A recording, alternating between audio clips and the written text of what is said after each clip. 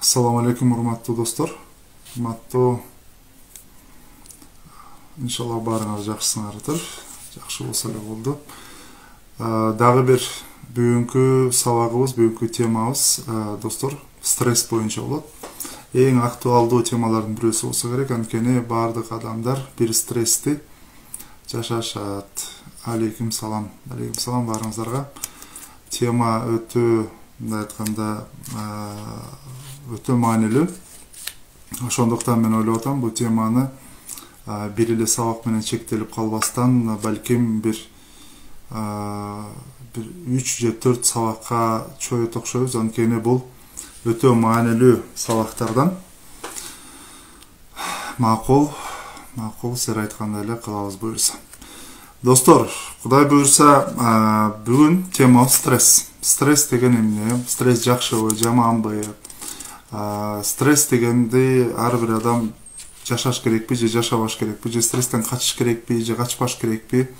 Стресстин таасири кандай болот, аягында кандай болушу мүмкүн, эмне болушу мүмкүн деген темаларда бүгүн сүйлөшөбүз. Бүгүн стресс менен таанышабыз. Кийинки сабактарда болсо стресстен чыгуу жолдору, стрессти өзгөчө балдар, кичинекей балдар же болсо үй бүлө, ар бир адам стрессти жашайт. Стресс жакшы стрессби, жаман стрессби, ошол боюнча сүйлөшөбүз.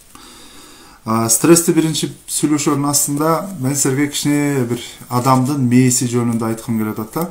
Азыркы учурга чейин медицина көп ар тармактуу изилдөөлөрдү кылган, бирок эң акыркы, мындай айтканда, мээ боюнча изилдөөлөр кичине башкаларга караганда арткараак калып баратат. Ошондуктан күн эсеп ар дайым жаңы изилдөөлөр чыгып, жаңы тастыктоолор чыгып атат. Мисалы, мурун адамдын мээсиндеги клеткалар 25 жашка чейин гана көбөйөт. 25тен кийин алардын баары орусча айтканда не восстанавливается деп, калыбына келбейт деген божомол бар болчу. Азыр болсо андай эмес. Адамдын бүт денесиндеги клеткалардын баары өзгөчө мээники дагы кайрадан калыбына келет. Бирок биякта стресс менен кандай байланыштырышыбыз керек? Мээ, барыңар эле мээлерди мындай телевизордон болобу, же болсо башка жактардан мээлерди көргөнсүңөр. Мээ өөрчүйт, өсөт, чоңоёт. Баланын мээси эненин жатынында жаткандан баштап чоңое баштайт, дагы келише баштайт. Бул дүйнөгө келгенден баштап бир 21-22 жашына чейин, 23 жашына чейин ар кимдики кээде ар кандай себептерден кичине кармалып калышы мүмкүн, бирок ошол жашка чейин өсөт. Ар бир өсүү, азыркыга чейин айтылгандай, биз мээдегилерди клетка дейбиз, нейрон деп айтабыз. Элестетиңиздер, ар кандай божомол бар, бирок эң жакыны адамдын мээсинде 100 миллиард нейрон бар да. 100 миллиард нейрон балким көптөй угулушу мүмкүн, бирок бул адамдын ар бир кыймылдаганыбыз, сүйлөгөнүбүз, биз бири-бирибизди көрүп отурганыбыз, кандай каалоолорубуз болуп аткан, ошол заматта отурганда дагы ар бир көзүбүздүн, сөөктөрүбүздүн, лимфоузлы же болсо нервтердин ар тараптагы клеткалардын көбөйүшүндө ошол мээнин түзмө-түз буйругу бар. Мындай айтканда, эгерде мээ буйрук бербесе же болсо тапшырма бербесе, ал жакта клеткалар азык ала албайт, көбөйө албайт, чоңое албайт. Ошондуктан биз мээ өтө маанилүү. Акыркы учурларда мээ 80-90% майдан турат, ошондуктан май көбүрөөк жегиле деген дагы бир агым чыкты. Бул эми ар бир адамдын өзүнө калган нерсе, бирок мээ майга окшош көрүнүп турган менен, мээ нейрон деген ошол, мындай айтканда, силер ошол адамдын үстүндөгү бир клеткаларды көрүп аткан болсоңор, мээ менен мээ турбайбы? Ошонун ичиндеги ар бир кичинекей клеткалардын баарын атын нейрон дейбиз. Мындай айтканда, кичинекей, жана матрица деген кинону көргөндөгүдөй, бири-бири менен электричество менен, сигналдар менен бири-бирине кабардашып, байланыш түзүп турган өтө кичинекей, өтө назик болгон клеткаларды атын биз нейрон деп айтабыз. 100 миллиард нейрондон турган бизде мээ бар, ар бирөөбүздө. Ошол мээ үчүн эмне үчүн стресс менен байланыштырып атабыз? Анткени суроолорду акырына жакын кылсаңар болот. Эгерде ошол тема менен сурооңуздар болсо, суроолорду берсеңер болот. Бирок эгерде башка темалар болсо, аны личкага жазсаңыздар дагы жакшыраак болот. мен ошол жерден эле өзүнчө силерге жооп берем. Мээде 100 миллиардка жакын нейрон бар. Ар бир бала төрөлгөндөн баштап ошол өрчүйт, өсөт. Ар бир мээ лимбический дейт, фронтальная кора дейт. Анын кыргызчасын которо алган жокпуз, бирок ошол мээлердин эң негизгиси бүгүнкү стресс менен кандай байланышы бар, ошол боюнча айткым келип атат. Кичинекей бала же болбосо негизи эле адамдар өтө терең бир стресс алса, ошол клеткалар өлөт. Ошол клеткалар өлөт. Мурунку сабактарда айтканбыз, бала эгерде өтө корккон болсо, эгерде кандайдыр бир өтө бир чоң бир травма алган болсо, ошол нерсени унутат, же болбосо мээ токтоп калат. Мээ токтоп калат дегенде, мээ өзүн коргош үчүн керектүү болгон гормондорду, мындай айтканда, мисалы чоочуганыбызда биз итти көргөндө чочуйбуз, мисалы, же болбосо караңгыда кетип баратканда ар кандай нерселерге стресс болушубуз мүмкүн. Стресс жакшыбы, жаманбы деген суроого, стресс, ар бир адам сөзсүз түрдө стресс сезиш керек. Стресс бул бизди кооптуу абалда өзүбүздү коргогонго түрткөн нерсе. Мисалы, караңгыда эгерде биз кандайдыр бир свет өчүп калган болсо, ошол заматта мээ көзүбүз жакшы көрбөшү мүмкүн, бирок кулагыбыздын угуусу күчтөнө баштайт. Сезүүлөрүбүз күчтөнө баштайт.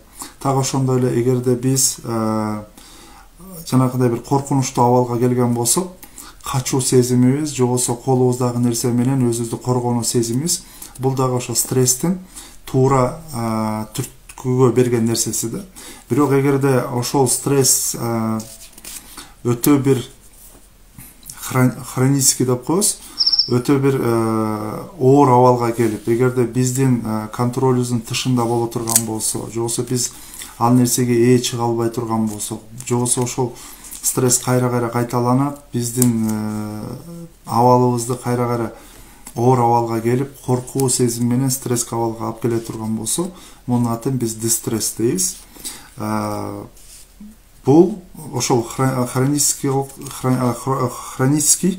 стресстен андан кийин жанагындай депрессияга, неврозго, жана башка нерселерден акыр аягы шизофрения жана башка нерселерге алып барып калышы мүмкүн да. Мунун себеби эмнеде? Биринчи, мындай түшүнөлү да, эгерде бир адамдын кайра-кайра эле бир стрессти сезе турган болсо, мисалы бир пожарник дейли да, пожарниктерге, билесиңер, МЧСтегилерге кайра-кайра сигнал келет, эгер кайсы бир жерде үй күйүп аткан болсо, алар команда менен иштейт, бирок ар бир жошондой бир чакырууга чыгып атканда, вызовко чыгып атканда, сөзсүз түрдө аларда бир стресс сезишет. Анткени кандай болду экен, эмне болуп кетти экен деп туруп, бирок барып туруп ошол өзүнүн командири контролго алышы, отту контролго алышы, ошол абалды контролго алышы, ошол жакта адамдардын паникага кирбешине жол бербей контролго алганда ошол стресс азая баштайт. Так ошондой эле бул боюнча дагы бир эксперимент кылган. Адамдар дагы эгерде бир стрессти контроль астында ала турган болсо, анда ал стресс, мындай айтканда, бизге бир иммунитет катары бизди күчтүүрөөк кылат. Мисалы, орозо менен салыштыра турган болсок, мисалы биздин денебиз эртең менен баамдаттан кийин, баамдатка чейин зорго туруп, тамак ичпей турушубуз, бир күн боюнча турганы, бул адам денеге бир стресс берет. Бирок ал стресс жакшы бир ифтар менен, кечки тамак менен ачыларын билгендиктен, биз аны билебиз, контроль астыбызда, же болбосо аябай кыйналып кете турган болсок, тамак жеп, оозду ачсак болот экенин билгендиктен, биз мындан өтө бир жапа чекпейбиз. Бирок эгерде бир чөлгө түшүп калган болсок, же бир тоодо адашып кеткен болсок, качан тамак жээрибизди билбешибиз бизди чоң бир стресске алып келиши мүмкүн да. Бул боюнча бир эксперимент болгон экен. Эки чычканды алып туруп, бир эки клеткага салат дагы, бир клеткадагы чычканга бир кичинекей мындай кнопкага окшогон бир ошол чычкан, ошол кнопкага тийгенде тамак түшкөн да. Ошондуктан ал өзүнүн тамак жеш үчүн кичинекей бир стресске кичинекей бир электричество менен ток урган. Ошондуктан ал чычкан ачка болгондо ошол кнопкага басып, мурду мененби же бутун колу мененби тийип, ошол жактан тамак түшкөндө кичинекей стресс болоорун билген, бирок тамак түшөөрүн билген. Бирок тиги анын жанындагы башка клеткада болсо, тиги кнопкага баскан сайын аны дагы ток урган да. Бирок ал чычкан качан ток урарын билбегендиктен ал андан кийин ошол эки чычканды изилдеп көрүшкөндө контроль астындагы тамагы үчүн стресс болгон чычкан ошол стресске каршы иммунитети пайда болгон. Иммунитети пайда болгондагы стресске устойчивый деп коебуз, стресске өзүнүн бир туруштук бере алган. Ал анда эч кандай бир оор нерселер болгон эмес, бирок тиги кайсыл убакта ток урары, эмне үчүн ток урарын билбеген кийинки башка клеткадагы чычкан үчүн бул өтө бир стресс болгон. Жана ачып туруп боорун, өпкөсүн, жүрөктөрүн текшерип көргөндө клапандары жана жүрөктөрүнүн ден соолугу өтө эле бир жабыркаганын көрүшкөн да. Анткени бул бир күндүк эле эксперимент болгон эмес, узак мөөнөттүү эксперимент болгон. Анан муну менен кандай жыйынтыкка чыккан? Эгерде бир адам эмне себептен өзгөчө балдар, өзгөчө аялдар, кээ бир учурларда эркектер дагы кандайдыр бир адамды кыжалат кылган, абалдан чыгарган, оюн башкага алып келген стресстерди көбүрөөк жашай турган болсо, бул бара-бара мисалы контроль астында жана контроль астында болбогон азыркы учурда биздин коомчулугубузда элдерде өтө көп кредит алган үй бүлөлөр бар да. Бирок кээ бир адамдар ошол финансовый грамотность деген нерседен кичине алысыраак болгондуктан карыз алышат, бирок карызды кантип беришти же болбосо кандай кутулушту билбейт. Убагында төлөй албай калса эле эмне болот? Үйүн алдырып ийиши мүмкүн, же болбосо приставтар келет, же болбосо чалат банктан. Ар кандай коркутуу үркүтүүлөр болгондуктан бул адамды стресске алып келет. Стресс акыр аягы эмнелерге алып келиши мүмкүн? Ал боюнча дагы азыр айтып беребиз. Биякта бир жакшы суроо сурашат да, эркек кишинин мээси менен аял кишинин мээсинин айырмасы эмнеге? Эмнеге эркектер көп коркушпайт, чоочушпайт дейт да. Азыр ошого да Кудай буйрса жооп берем. Негизинен эркек менен аялдыкы эркектерге кылган тестостерон, туурабы? Гормональный нерсе. Бул мээге да ошого да байланыштуу айткым келип атат. Биринчиден, мээ корккондо даярдан деп туруп, мээ биринчи кайсыл адреналин гормонун чыгарат, кортизолду чыгарат. Ошон менен адамдар даярданууга өтөт. Мисалы, эгерде биз тамак ичеринин астында, силер тамак иче турган тамак ичкен тастарда да, мисалы дасторконго отурдуңар дагы, мына тамак жейм деп атканыңарда мээ ашказанга айтты, кислотаны вырабатывать эт, кислота чыксын, анткени тамак сиңиш керек, ошого кислоталар чыга баштайт. Билесиңер, ашказан темирди эриткен ашказан, кислоталар чыга баштайт. Мана тамак жейм деп атканда бир коркунучтуу бир кабарды телефондон SMS менен же болбосо телефон менен бирөө чалды дагы, эң жакын бир коркунучтуу нерсени же болбосо сизди чоочуткан, стресске салган нерсени айтты. Адам эмне болот? Мээ корккондуктан, стресске киргендиктен биринчи адреналин чыгат дагы, адамдын бүт денесин баары чымырай баштайт. Кандайдыр бир коркуу сезим даярдыгы болот дагы, тамак ичкиси келип алат, аппетити кетет дагы. Аппетити кетет. Тамак ичпейт. Тамак ичпегенде эмне болот? Тиги кислота ашказанды жей башташы мүмкүн. Жанагындай гастрит же болбосо башка ашказан менен байланыштуу оорулардын себептери ошондон. Ошондуктан биз эң маанилүүсү биякта эркек менен аялдын эң чоң айырмасы бул гормондордон. Эгерде тестостерон көп болсо, негизи хромосомадан башташ керек да, эң биринчи. Билесиңер, XX эркектердики,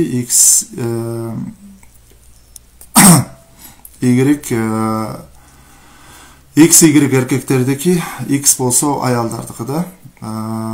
Эркектердики, мисалы эркек кылып турган ошо гормондорду. Жанакындай, эгерде кайсы бир эркектердикинде башка гормондор көбөй баштаганда эмне болот атат?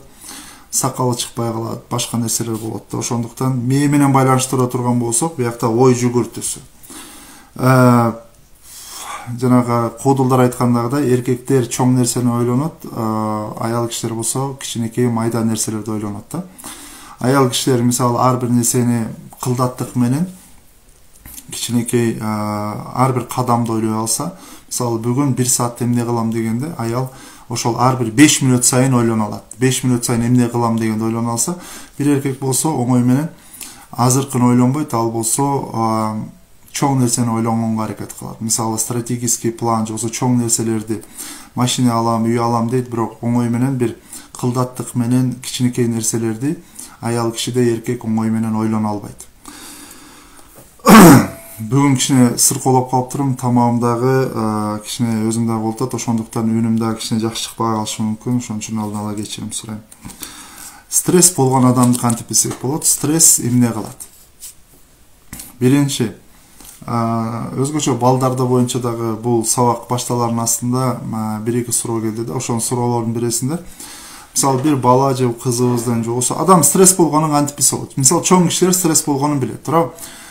Стресс болгондо коркобуз, чочулайбыз, кызарабыз, аппетитибиз кетип калат, табитибиз качат, шалдырай баштайбыз, хронический ар кандай хронический усталость деген бар. Эгерде стресс көп болгон адамдарда эң негизгиси жанагындай жүрөктөрдүн сердцебиениясы, мисалы балдардыкы 80, 70-80 болуш керек болсо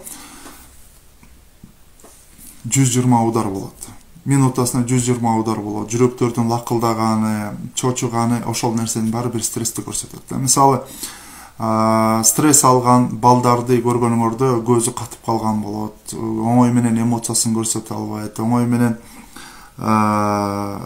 көз менен серге контакт болбойт, оңой менен серди укпайт же болсо капталга карайт, оңой менен ал эмес тамакты да жеп атканда же өтө жай жеши мүмкүн, же болсо өтө тез жеши мүмкүн. Ошондон да рахат ала албай. Мындай айтканда, жанагы адреналин менен кортизол мээни каптап алгандагыдай эле чоочуп, коркуп, же болсо бүтүп калчыдагыдай болуп, ошондой тез кыймылдайт. Мал менен жанагындай агрессиялар болуп турат. Өзгөчө инелерин же болсо карындаштарын, сиңдилерин, же болсо оюнчуктарын сабаганды көрөсүңөр, башы кулаганчап жулганын, же болсо өрттөгөнүн, же болсо кескенин көрөсүңөр. Бул ошол баланын же кыздын агрессиялык, же болсо эгерде силер бир кандайдыр бир суроо берген болсоңор, ошол силерге көзгө карабашы мүмкүн, сурооңорду кайдыгер карап жооп бербей коюшу мүмкүн. Же болсо жанагындай силерге каршы айтышуу, же болсо буйный поведение деп коет, өзүнүн кыймыл аракетинде өтө бир орой алып жүрүшү мүмкүн. Анан эң негизгиси ушул баардык нерселерден мындай айтканда конструктивный мышлениедагыдай бир нерсени ойлоnuş керек. Мисалы, бир адам бир нерсени кылам деп атса, мээсинде ошону элестете алыш керек. Мен муну кылам. Ошондо жыйынтык катары бул ишим бүтөт деген нерсени оңой менен ошол стресс көп алган балдар же кыздар же адамдар план түзө алышпайт. Ошондуктан план түзө албаса, мамиле түзө албаса, өзгөчө жанагындай же постоянный ачка боло беришет алар, же постоянный аппетити жок боло беришет. Өтө арык болушу мүмкүн, же өтө семиз болуп кетиши мүмкүн. Анткени единственная вещь, которая нам не отказывает, это еда деп туруп, стресс болгон адамдар көбүнчө тамакка басым көбүрөөк кылышат. Ошону менен семирип кетиши мүмкүн, өтө семиз болуп кетиши мүмкүн. Анын арты менен сөзсүз түрдө жүрөктөрдү, кан тамырларда жана сахарын диабет, кант диабети менен оорулар болот. Андан дагы эң маанилүүсү, көптөгөн изилдөөлөр менен жанагындай мээ менен байланыштуу эмнеге адамдар рак менен ооруйт дейт. Рак менен оорунун дагы бир себептеринин бирөөсү бул адам жанагындай стресс болгондо нейрондор, же болсо мээнин кайсы бир жактары, билесиң, мээни элестетсеңер болот. Кийинкисинде Кудай буйрса кийинки сабакта Кудай буйрса сүрөттөр менен дагы келем. Сүрөттөр менен силерге дагы даана кайсыл мээ, кайсыл мээнин кайсы бөлүгү эмне үчүн жооп берет, кандай жооп берет, ошого дагы токтолобуз. Мындай айтканда, мээ эгерде кайра стресс боло берсе, стресстен мурун дистресс да, мындай айтканда, хронический, качан эмне болоорун билбеген, коркуу, чочутуу, стрессти көп жашаган болсо, мээ белгилүү бир жерлердеги клеткаларга тамак, азык жөнөтө албай калат. Кайра боло бергенде, кайра адреналин, кортизол кайра боло бергенде, кайсы бир клеткаларда, мисалы боордун же өттүн, же болсо ичегинин, же болсо дененин кайсы бир булугундай бир жердеги бир клеткага азык жетпей калат. Ал клетка өзүнүн жанын багыш үчүн жанындагы клетканы жей баштайт. жанында клетканы жей баштайт дагы, ал акырынан чоңой баштайт, ал клетканы жей баштайт, ошону менен ал раковый клетка болот дагы, мындай айтканда опухоль деген ошол. Ошондуктан тез-тезден балдарды жанагындай стресске же болсо адамдар деле, аялдар деле, эркектер деле азыркы биздин коомчулугубузда стресске салган көп эле нерсе бар. Мисалы акыркылардын арасында биздин ковид болуп калышыбыз, ооругандар же болсо ошол эле кезде азыркы баалардын кымбатташы же болсо азыр күзүндө эмне болуп кетет, кышында эмне болуп кетет, жана башка окшогон стресске салчу нерселерден биринчиден алысыраак болушубуз керек. Бирок эгерде ошол нерселерди кайра эле угуп, кайра эле стресс болчу нерселерди көрө берсек, өзгөчө жаштар балдарга азыр мисалы TikTok деген нерселер бар. Мындай айтканда фейк болор болбос нерселердин баарын көрсөтөт. Билбейм, жакында көрдүм, кетчуп менен майонезди үстүнө төгүп атат дагы, ошону кетчуп майонез деп ырдап атат дагы, үстүнө төгүп атат, спагетти ар кандай чачып атышат, ошону көрүп атышат да, ошого кызыгып атышат. Мындай айтканда бир адамдын эмне кереги бар ошонун баары деген нерселерге балдар кызыгып атат, анткени башка альтернатива биз суна албай атабыз. Стресс боюнча биякта дагы бир суроолор келди да, эгерде стресс болуп аткан болсо кантип стresстен чыксак болот дегенге четинен акырын жооп бере берем, бирок кененирээк кийинки сабактарга да көбүрөөк турганга аракет кылабыз. Анткени бул Instagram болобу, YouTube'га болобу болгон сабактарыбызды, ушул видеолорубузду бир 25 мүнөткө чейинки сабак кылганга аракет кылып атабыз. Анткени кээ бир адамдарга убактысы жагынан көргөнгө жана убакыт бөлгөнгө шарт жок экен да. Эгерде ошондо стресс көбүрөөк боло берсе, туруктуулук качан болот? Жанагындай эгерде пожарный болсо, мисалы стресс кайсы бир профессияларда, кайсы бир учурда эгерде контроль астында боло турган болсо, бул бизге ар дайым стресске устойчивый болгонго шарт түзөт. Ме ар бир нерсеге көнөт, өзүн ошого шартка көндүргөнгө аракет кылат. Мисалы ысык саунага же баняга киргенде, ме ошол ысыкка жараша денени дагы даярдайт. Мисалы ошол билбейм 40 градус, 50 градус ысыкка да киргенде, же болсо -20, -30 градустук абада тоңуп турган сууга да киргенде, ме автоматически бүт нерсеге өзүн адаптация кылганга аракет кылат. Бул менин бир өзгөчөлүктөрүнүн бирөөсү. Ошол эле кезде стресстик абалга дагы, эгерде ошол стресс кайра боло берген болсо, эгерде ошол контроль астында боло турган болсо, эки нерсе пайда болот. Же бала, же кыз, же адам, негизи эле адам дейличи, биякта стресс кайра боло берген болсо, нейрондук клеткалардын өлүшүнө, азайышына себеп болот. Эгерде нейрондук клеткалардын азайган болсо, ал баланын же кыздын же адамдын кунт коюусу, бир нерсени эсине тутушу төмөндөйт. Анткени ме бүт нерсенин баарын башкарган. Мээде эгерде нейрондор өлүп, нейрондор азайып атса, 100 миллиардтан мисалы балким 1 миллиарды кетип калды дейли. 900 миллиону калса, 900 миллиарды кала турган болсо, 100 миллиард болсо 90 миллиард калат да. 10 миллиарды өлүп калды, же болсо 1 миллиарды кетип калды десек, бул сөз түрдө өзүнүн бир көрсөтөт. Бир нерсеге кунт коюусу, бир нерсени эстеши, бир нерсеге көңүл бурушу, жаңы нерсени үйрөнүшү, кандайдыр бир адамдар менен бир шарт түзүп, бир ийкемдүү болушу, ошол нерселердин баарына тең таасир берет. Анткени ме кандайдыр бир жоопкерчиликти, жоопту өзүнө албай калат. Мындай айтканда, ошого жооп бере албай калат. Анткени анын өзүнүн милдетин так аткара албай калат. Ошондуктан клеткалар кайра восстанавливаться этет, айтет. Кайра ордуна келет, калыбына келет. Качан келет? Кыргыздарда бир жакшы сөз бар, бала сүйүнсө чучуктолот дейт да, жанакы сөөктөрдүн ортосунда чучуктолот. Азыр болсо дүйнөдөгү медицина эмне деп атат? Адамдын ошол мээси, позвоночниктеги ортосундагы, омуртканын ортосундагы кичинекей мээ деп коет. Ошол жана ошол эле кездеги сөөктүн ортосундагы чучуктар бир адамдын иммунитети күчтүү болушуна шарт түзөт. Байкасаңыздар, эгерде стресске жанагындай көп оор абалга түшкөн адамдардын оңой менен бою өспөйт, оңой менен сөөктөрү калың болбойт, өзгөчө ичке болуп калышат. мисалы күлүп, сүйүнүп, толук кандуу, курсагы тоюп, мээримди көрүп чоңойгон бала же кыз же болсо жубай эркек адам дейли, кандай болбосун иммунитети күчтүүрөөк болот. Ошондуктан көп учурунда стресске кабылган адамдарга эң биринчи эмне деди? Позитивдүү ойлонгула, позитивдүү болгула, негативдик эмоционалдык абалдан чыккыла, анан өзгөчө керек-кереги жок болгон телевизордон, ютубтан, интернеттен, тиктоктордон негативдүү нерселерден алыс болгула деди.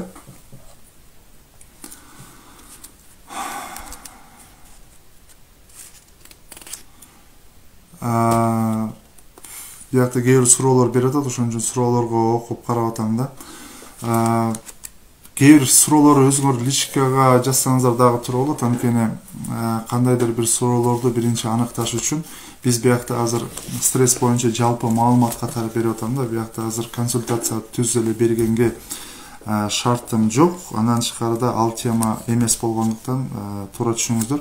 Личкага жазсаңыздар биз ошол жерден жооп бергенге аракет кылабыз, же болбосо башка кесиптештерге бөлүшкөнгө аракет кылабыз. Мисалы мен СОС балдар айылында иштейм, жетим балдар үйү, көптөгөн жашоонун тагдырдын оор абалдарына кабылган үй бүлөлөр менен, балдар менен иштешкендиктен көбүнчөсүнө кандай тамак берилбесин, кандай болбосун, кээ бир учурларда бойлору да өспөйт да. Анткени ошол балалык кезинде жашоосундагы ошол стресс оңой менен адамды андан ары өзгөрүп, чоңоюп, өрчүп өскөнгө ар дайым бир тоскоолдук түзөт да. Оңой менен тамак жесе деле, ал тамагы деле керектүү нукта кетпейт. Ошондуктан мындан мурунку постто жазгандагыдай стресстен арылуунун эң биринчи жолу бул ишенимдүү жана туура мамиле кылган жакын бир адамдар керек. Жакын бир адамдар керек. Ошондой адамдар сөз түрдө ишенимдүү бир адам болсо, бала да, кыз дагы, негизи эле адам, бизге деле канча жашта болбойлу, эгерде биздин чөйрөбүздө бизге ишенген адамдар болсо, биз ар дайым күчтүү болобуз. Биздин мээбизде өрчүшү, менин артымда туугандарым бар, адам бар, ата-энем бар дегендей ар дайым бизди күчтүү кылат. Биз адамдар негизи эле коллективдүү жандыктарбыз. Жалгыз жашай албайбыз. Ошондуктан биз чогуу жашашыбыз керек. Doğan Cüceloğlu деген бир кыйын профессор, кыйын психолог айткандагыдай, Америкада бир чоң бир изилдөө болот. 60 жылдык бир изилдөө. Ошол изилдөөнүн натыйжасы эмне болот? Американецтер жөнөкөй эле кичинекей бир изилдөөлөр менен алышпайт. Чоң бир изилдөө. Изилдөөнүн натыйжасы эмне болот? Жалгыздык адамды өлтүрөт деп атат. Жалгыздык адамды эмнеге өлтүрөт деп атат? Анткени жалгыздык эч кимге кереги жокмун деген сөздү, же ошол сигналды берет. Адам өзүн программировать этет. Мен эч кимге керегим жок, мен жалгызмын дейт. Стресске көбүрөөк кабылат жалгыз болгон адамдар. Ошондуктан ким кайсыл жерде болбосун, кандай болбосун, пайгамбар саллаллаху алейхи вассалам айткандагыдай, эгерде сен жалгыз болсоң, экинчиси шайтан болуп калышы мүмкүн. Же болсо аял менен эркек болсо үчүнчүсү шайтан дегендей. Негизи мусулмандарда дагы жамаат менен намаз окуп, жамаат менен жүрүп, жамаат менен бир маал болсо дагы мечитке барып намаз окуу, бул эң туурасы да. Ошондуктан жамааттык бир адам болгондуктан биз жамаатка аралашышыбыз керек. Азыркы учурда мисалы кээ бир ата-энелер мындай ойлоп атышат да. Мисалы менин шартым бар. Bir репетитор жалдап эле мен баламды эртеден кечке чейин мектепке жөнөтүп ошончо убакыт бөлдүргөндөн көрөп, бир мугалим менен окутуп алсам эле эмне кереги бар ошончо кылып туруп. Биринчиден мектептин эң негизги максаты бул социализация. Ошол жерде достору бар, ошол жерде курдаштары бар, ошолор менен бир нерселерди бөлүшөт. Ошол бөлүшүү менен ал бала жакшы сезет өзүн. Ошондуктан сөз түрдө мектепке эгерде жакшы бир бала бакча болсо, бала бакчага дагы балдардын барышы шарт. Биз болсо чоң кишилер катары стресстен арылуунун дагы бир жолдорунун бирөөсү бул спорт менен машыгуу. Анткени мээнин күчтүү жана жакшы болуш үчүн биринчи туура тамактанганды үйрөнүшүбүз керек. Жанагындай газированный тамактар, билбейм, ГМО кошулган же болсо подсластитель же болсо усилитель вкуса деп коет. Азыркы учурдагы көптөгөн печенье болобу, конфет болобу, мармелад болобу, кукуруза болобу, кирешке, мындай айтканда азыркы биздеги негизги тамактардын баарында усилитель вкуса бар. Ошондуктан балдардын дагы тамак жөө табити кетип аткан себептердин бирөөсү ошол да. Ошондуктан органикалык, экологиялык тамак адамдын аң сезиминен жана ден соолугунун күчтүү болушуна жакшы бир шарт түзөт. Тамак туура тамактанганды, убагы менен тамактанганды, спорт менен машыкканды, көбүрөөк кыймылдаганды биз көбүрөөк өзүбүздүн жашообузга киргизсек, стресс азаят. Экинчиси, ар бир стрессти кийинки сабакта дагы кененирээк турабыз, контроль астына алганга аракет кылышыбыз керек. Эгерде бир стрессте мисалы билбейм, бир нерсеге шартыбыз жетпей атат, кээ бир адамдар мисалы маселени кантип чечет. Эгерде биз болор болбогон нерсе үчүн мисалы бир запаска же бир ручка же болбосо бир кичинекей нерсе үчүн балабызды көп уруша берген болсок, анда балабыз же кызыбыз кенедей нерсе үчүн дагы стресс боло баштайт. И стресске туруктуу стресске устойчивый болушу оор. Кийинки сабактарда Кудай буйрса дагы ата-энелер үчүн жана балдар үчүн деп кененирээк айтабыз. Биякта стрессте көптөгөн түрлөрү бар.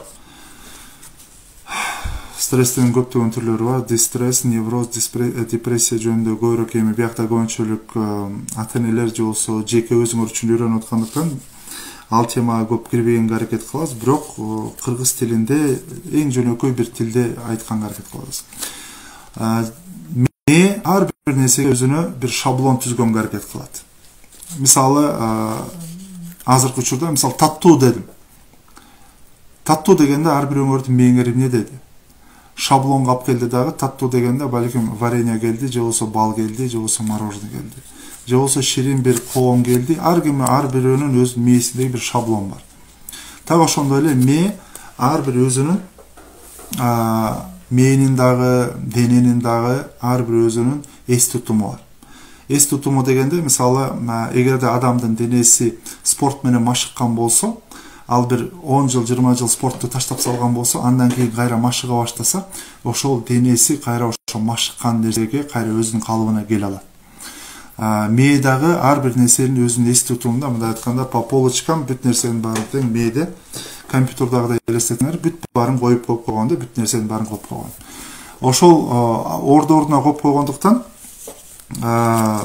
биз бир кандайдыр бир стресстик абалга кабылганда, мээ ошого бир мурунку жашообуздагы байланышты издейт. Мисалы, мурун иттен коркуп, иттен качкан болсок, андан кийин бир 15-20га чыгып, андан кийин бир итке кабылган болсок, анда мен баягыда иттен качпадым беле, же мынтпедим беле деп туруп, ошол шаблон мээге келет дагы, ошол абалдан ошондой чыкканга аракет кылабыз. Же болсо мээбизге ата-энебиз айткан болсо, эгерде бир чоң ит көргөн болсоң, иттен качпа, же болсо иттен акырын карабай, көзүнө карабай, коркпой өтүп кет десе, ошол шаблон мээге келет дагы, биз ошол менен чыгып кетебиз абалдан. Бул эми бир мисал катары айтып берип атам да. Шаблон баарыбыздыкында мээ бар, бирок балдардык ошол шаблон жок. Кичинекей балдардыкы жок. Биякта балдарыбызды урушпаганга кантип үйрөнөбүз? Биринчиден өзүңөрдү таанышыңар керек, өзүңөрдү, эмоцияңарды, стрессиңерди өзүңөрдү тааныгандан кийин ар бир силердин урушуп, кыйкырып, балдарга зыян берип атканыңарды түшүнүп, балдарыңардын канча деген нейрондорун өлтүрүп, себеп болуп атканыңарды түшүнгөндөн кийин, эртеңки күнгү силерден урушуп, кыйкырып, балаңарды сабагандан кийин, баланын мээси ошого туруштук бере албай калаарын түшүнгөнүңөрдө, балким ошондо ойгонорсуңар. Мээни стрессти мындай түшүнгөлө да, мисалы машинени айдаган адамдар. Мисалы машинени айдайбыз баарыбыз да. Жанагы тормозной колодкалар бар да. Машинени токтоткон. Эгерде стресс деген кайра тормозду баса берсең, мисалы төө ашууга барыптыр, төө ашууга чыкканда, эгерде машинелер көп тормоз баса берген болсо, тормозной колодка ысып кетет, туура? Андан кийин төө ашуудан ылдый түшүп келатканда тормоз иштебей калат.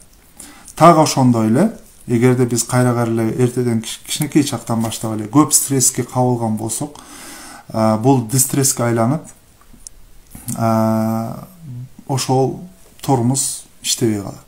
Тормоз иштебей калганда эмне болот? Агрессия башталат, өзүнө ээ боло албай калат, өзү пландай албай калат, эс тутумуна эчтекени эстей албай калат, оңой менен адам менен мамиле түзө албай калат. Тормоз жок кыскасы. Бул ошо стресстин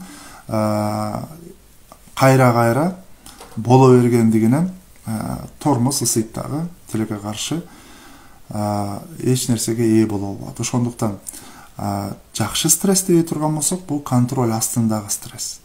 Мисалы, бир экзамен астында биз стресс болобуз, коркобуз, кичине чочулайбыз. Бир экзаменде же болбосо бир жумушка, жаңы интервьюга кирип атабыз. Жумуш астында кандай суроо берет экен, жумушка алат болду экен деп туруп кирип атканда кичине стресс болобуз. Бирок киргенден кийин үнүбүздү, кыймыл аракетибизди, адамдарды көрүп туруп, алар деле мага окшогон адамдар да. Бул меники биринчи жолу эмес да.